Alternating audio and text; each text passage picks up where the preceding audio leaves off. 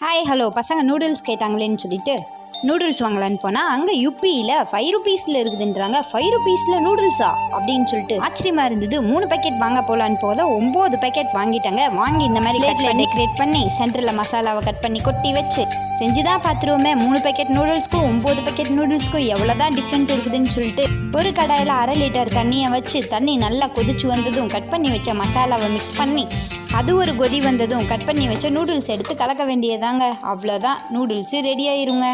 15 rupees பேக்கெட்டில் 5 packet வாங்கினா தான் அவ்வளோ நூடுல்ஸ் வரும். ஆனால் நம்ம 5 ருபீஸில் 9 பேக்கெட் வாங்கியே எவ்வளோ நூடுல்ஸ் வந்தது. நான் ஒன்று உள்ளே போடுறேன் ஆளுக்கு ஒன்றா 3 பேரும் மாற்றி மாற்றி போட்டு எடுத்தாங்க.